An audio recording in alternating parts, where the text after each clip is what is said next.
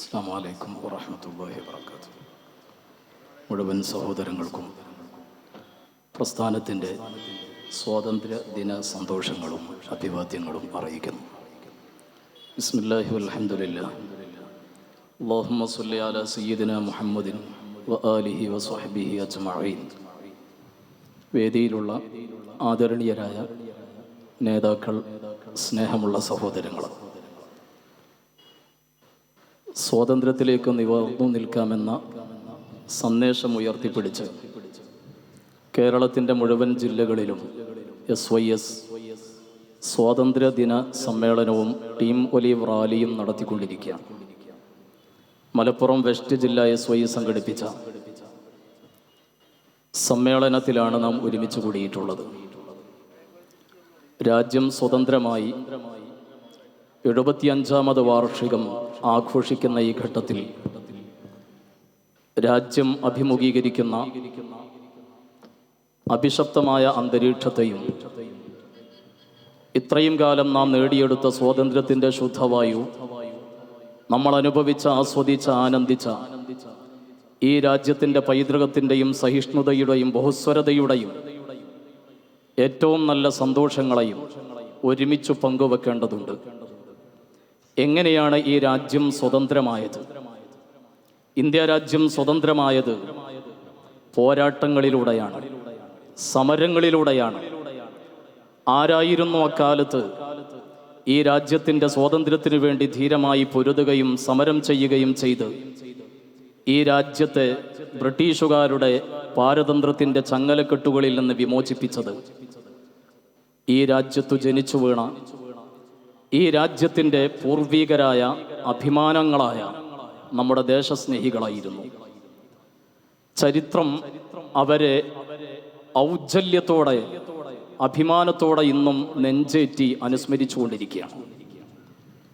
India രാജ്യം പോർച്ചുഗീസുകാരുടെ, ബ്രിട്ടീഷുകാരുടെ ക്രൗര്യങ്ങൾക്ക് മുമ്പിൽ ഞെട്ടിത്തരിച്ച ഘട്ടത്തിൽ, ഒന്നും കയ്യിലില്ലാത്ത ഒരു സന്ദർഭത്തിലും ധീരോദാത്തമായ ദേശസ്നേഹവും ആത്മവിശ്വാസവും ആയുധമാക്കി ഈ രാജ്യത്തിൻ്റെ വിമോചനത്തിനു വേണ്ടി പൊരുതിയവരായിരുന്നു നമ്മുടെ പൂർവികർ. ഇന്ത്യ രാജ്യം 75ാം സ്വാതന്ത്ര്യം ആഘോഷിക്കുമ്പോൾ ദൈന്യതയുടെ ഒരുപാട് മുഖങ്ങൾ നമ്മുടെ മുന്നിലുണ്ട്. പട്ടിണിയുടേതാണ്, വിദ്യാഭ്യാസ നിഷേധത്തിൻ്റെതാണ്, നിറത്തിൻ്റെ പേരിലുള്ള വിവേചനത്തിൻ്റെതാണ്, ആധിപത്യ ശക്തികളുടെ, മുതലാളിത്ത കമ്പനികളുടെ മേൽക്കോയ്മയുടേതാണ്. ഈ രാജ്യത്തിനു വേണ്ടി അർദ്ധനഗ്നനായി ഈ രാജ്യത്തിൻ്റെ ഗ്രാമത്തെരുവുകളിൽ സ്വാതന്ത്ര്യദാഹത്തോടുകൂടെ ജനങ്ങളെ സംഘടിപ്പിച്ച് പോരാട്ടത്തിന് നേതൃത്വം നൽകിയ മഹാനായ ഗാന്ധിജി സ്വപ്നം കണ്ടിരുന്ന ഒരു ഇന്ത്യ യാഥാർത്ഥ്യമാവണം. തീർച്ചയാണ്. ആ യാഥാർത്ഥ്യമാവുന്നതിന് വേണ്ടി രാജ്യം അഭിമുഖീകരിക്കുന്ന പ്രതിസന്ധികളെ അതിജീവിക്കാനും ഈ രാജ്യത്തിനു വേണ്ടി സ്വന്തം ജീവൻ നൽകി, ചോര നൽകി പൊരുതി മരിച്ച ധീരദേശാഭിമാനികളുടെ അഭിമാനത്തിൻ്റെ സമര പോരാട്ടങ്ങൾക്ക് മുന്നിൽ തീർച്ചയായും നമുക്ക് ഒരുപാട് ശിരസ്കരാവേണ്ടതുണ്ട്. നിങ്ങൾക്കറിയില്ലേ സഹോദരങ്ങളെ, ചരിത്രം ഇന്ന് പച്ചയായി ഫൽസിക്കപ്പെട്ടുകൊണ്ടിരിക്കുന്നു.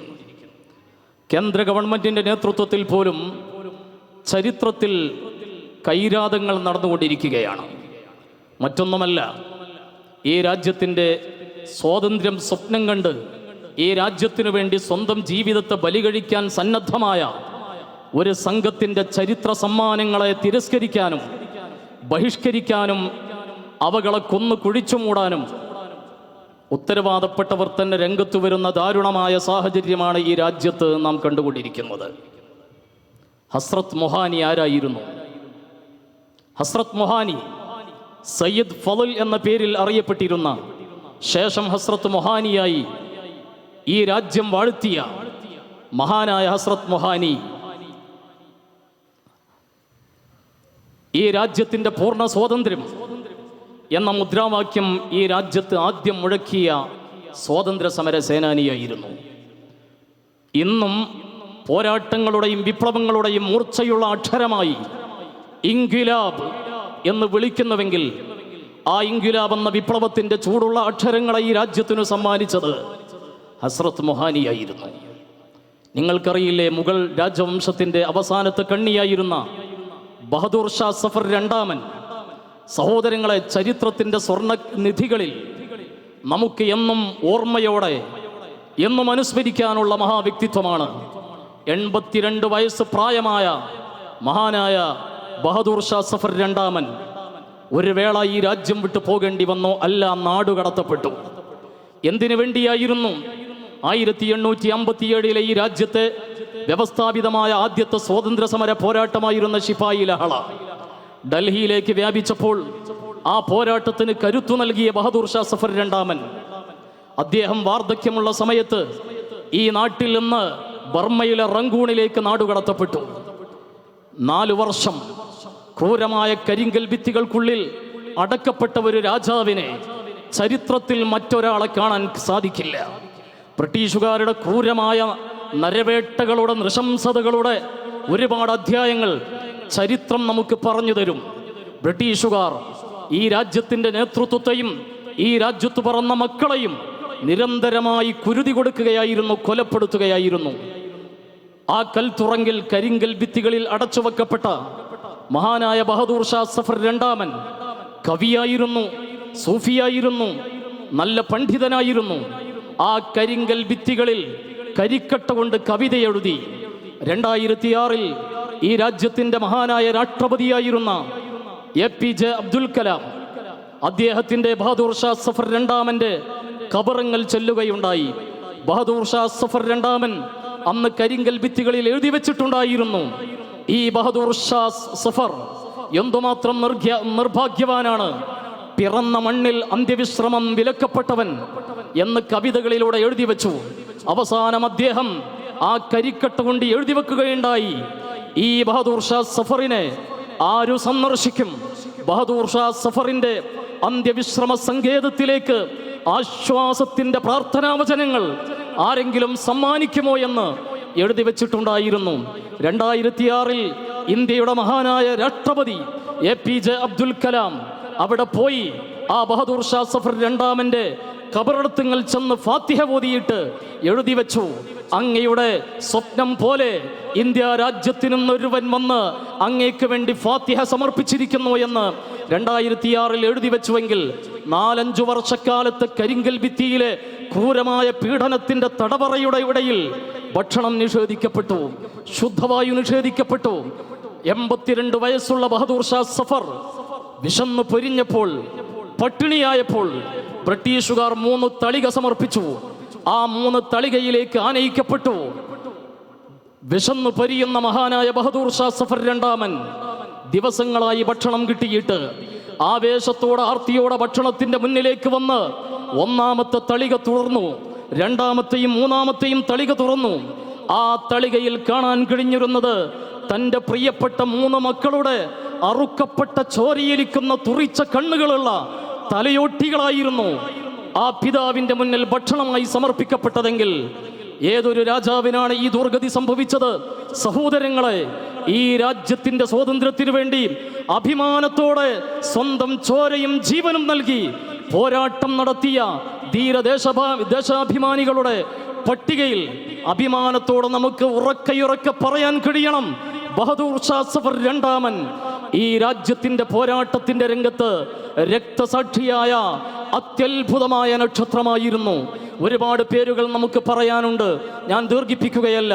സഹോദരങ്ങളെ, നമ്മുടെ തൊട്ടടുത്ത താനൂരിലെ കടപ്പുറത്തിനൊരു കഥ പറയാനുണ്ട്. അത് വക്കം അബ്ദുൽ ഖാദറിൻ്റെതാണ്.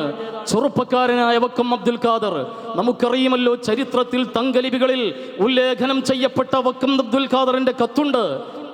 തൂക്കിലേറ്റപ്പെടുന്ന ഘട്ടത്തിൽ തൻ്റെ പ്രിയപ്പെട്ട പിതാവിന് വേണ്ടി രക്തം മഷിയാക്കി എഴുതിയ ആ ചരിത്രനിധി, ആ കത്ത് എന്തായിരുന്നുവോ?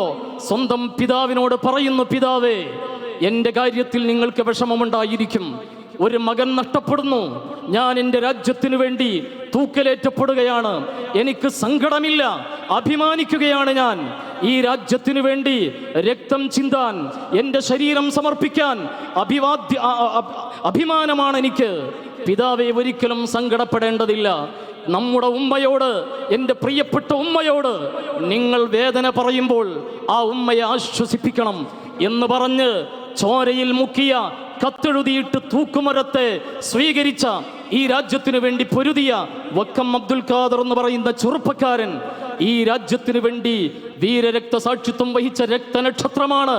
മലേഷ്യയിൽ നിന്ന് ഈ രാജ്യത്തിന്റെ സ്വാതന്ത്ര്യത്തിന്റെ അഭിനിവേശം, ആ മലേഷ്യയിൽ നിന്ന് ദിവസങ്ങൾ നീണ്ട കപ്പൽ യാത്രയിലൂടെ ഇന്ത്യയിലേക്ക് വരികയായിരുന്നു, ഈ രാജ്യത്തേക്ക് വരികയായിരുന്നു.